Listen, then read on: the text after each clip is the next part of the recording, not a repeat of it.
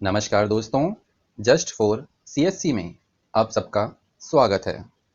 तो चलिए शुरू करते हैं आज का अपना वीडियो। हमारे आज के वीडियो का टॉपिक है कि गुप्त साम्राज्य के बाद प्राचीन भारतीय इतिहास की क्या स्थिति थी। इसके अंतर्गत हम जानेंगे कि गुप्त साम्राज्य का लगभग 550 ईस्वी में पतन हो गया, या कह सकते हैं कि इस समय तक गुप्त साम्राज्य पूरी तरह से छिन्न भिन्न हो चुका था और इसी के साथ भारतीय इतिहास की राजनीतिक व्यवस्था में विकेंद्रीकरण की प्रवृत्ति का बढ़ावा हुआ। यह एक ऐसी व्यवस्था थी जिसके अंतर्गत शासन का संचालन केंद्र के हाथों में नहीं होता, बल्कि केंद्र अपनी शक्तियां स्थानीय स्तर पर हस्तांतरित कर देता है। वैसे तो इस विकेंद्रीकरण की शुरुआत गुप्त काल में ही हो चुकी थी, लेकिन यह व्यवस्था व्यापक रूप से गुप्त काल के पतन के पश्चात देखने को मिलती है, या कह सकते हैं कि विकेंद्रीकरण की व्यवस्था का बढ़ावा गुप्तोत्तर काल में हुआ। इसी के परिणाम स्वरूप ही इस समय अनेकों छोटी छोटी शक्तियां भारत में उदयित हुईं, जैसे मगध में उत्तरगुप्त, पंजाब में हुण, मालवा में यशोधवर्मन, वल्लभी में मैत्रक, कन्नौज में मोखरी और थानेश्वर में वर्धन।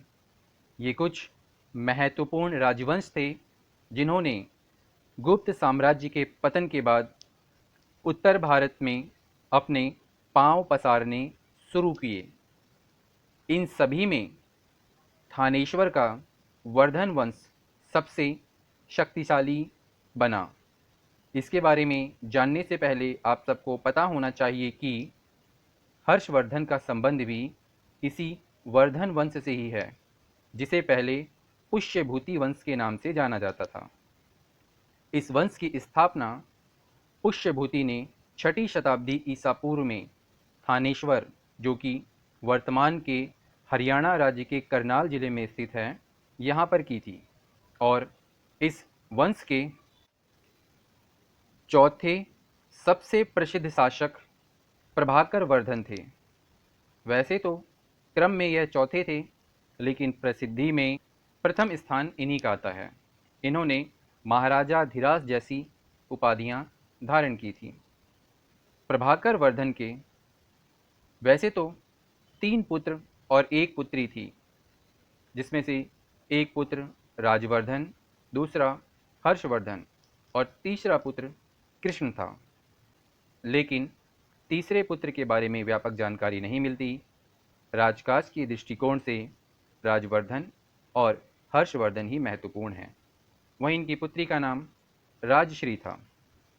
प्रभाकर वर्धन ने अपनी पुत्री राजश्री का विवाह कन्नौज के मोखरी वंश के गृहवर्मन से किया था और प्रभाकर वर्धन की मृत्यु के पश्चात राज्यवर्धन थानेश्वर का शासक बना।